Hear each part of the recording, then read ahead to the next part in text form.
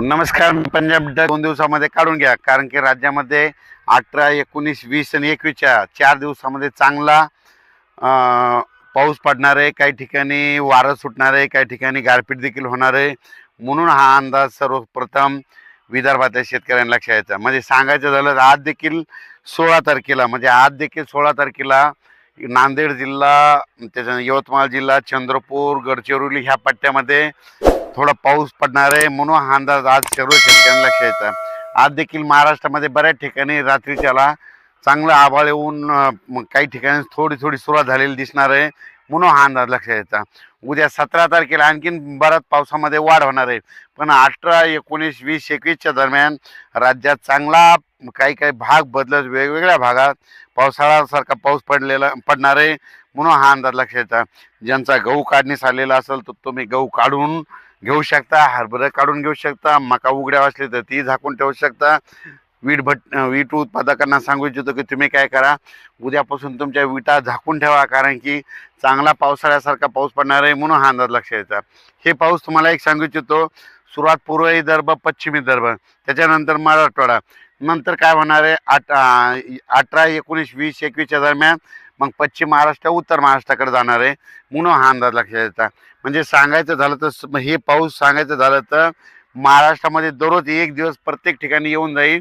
काही ठिकाणी जिथं पाऊस नाही पडला तिथं वारं तरी जोरात सुटणार आहे.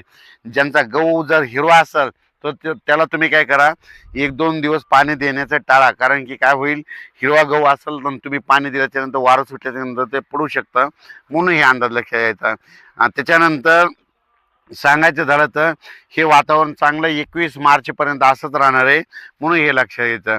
म्हणजे काल देखील तुम्ही बघा, नायगाव, बिलोली, नांदेड जिल्ह्यामध्ये, धर्माबाद, तेलंगणाकडं, आदिलाबादकडं बऱ्याच ठिकाणी पाऊस देखील झाला, गारपीट देखील झालं. मी म्हटलं तर थोडी थोडी सुरुवात होईल, पण खरा पाऊस चांगला मात्र 17, 18, 19, 20च्या दरम्यान येणार आहे. म्हणून हे अंदाज लक्षात येतं. सगळीकडेच एकदा येत नसतो, दररोज वेगवेगळा भाग धरतो. म्हणून हेच देखील सर्व शेतकऱ्यांनी लक्षात येतं. हे अवकाळी पाऊस आहे. अवकाळी पावसामध्ये विजेचं प्रमाण जास्त असतं, पुन्हा गारपीट देखील होऊ शकते. म्हणून हे देखील लक्षात येतं. मग नेमकी गारपीट कुठं होऊ शकते तर तुम्हाला एक माहिती असं सांगतो. एखादी जर नदी असली, त्या नदीच्या बाजूला तिकडून 1 किलोमीटर आणि इकडून 1 किलोमीटर त्या पट्ट्यामध्ये कधी बी गारपीट होऊ शकते. म्हणून हे एक लक्षात येतं. एखादा कॅनल असला तर कॅनलच्या बाजूला दोन्ही साईडनं 1-1 किलोमीटरच्या अंतरानं त्या पट्ट्यामध्ये गारपीट होऊ शकते. जिथं डोंगराळ जमीन आहे, हलकी जमीन आहे, तिथे गारपीट होऊ शकते. पण गारपीट सगळीकडे होत नसते. म्हणून हे देखील सगळ्या शेतकऱ्यांना लक्षात यायचं. तर तुम्हाला एक सांगू इच्छितो, आमचा परभणी जिल्हा आहे.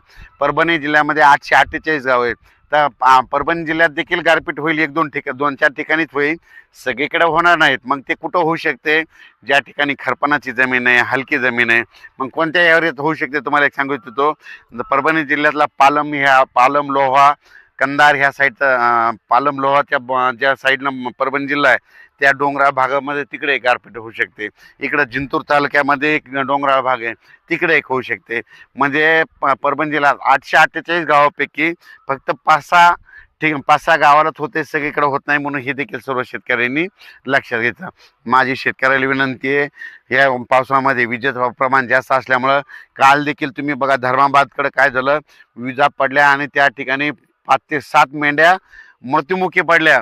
म्हणून माझी शेतकऱ्याला विनंती आहे की तुम्ही घरी येताना रात्री त्याला पाऊस सुरू झाला आणि तुमचे जर बैल लिंबाच्या झाडाकडे असेल तर झाडावर वीज पडते. म्हणून माझी सर्व सगळ्या शेतकऱ्याला विनंती.